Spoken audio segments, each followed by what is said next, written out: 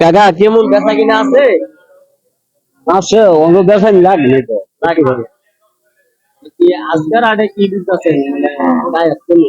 চালু আছে আপনার গরু কোনটা? এটা এই তিনটা, হ্যাঁ? এই যে তিনটি গরু দেখতে পাচ্ছেন, এটি এই উনি নিয়ে আসছেন বিক্রি করতে। তো কেমন দাম চাচ্ছেন? 1,10,000 এটা 1,10,000 চাচ্ছেন। এখন পর্যন্ত কোনো দাম বলছে? না বলেন মাত্র আইনা কি মনে হয় আজকে বিক্রি করতে পারবেন?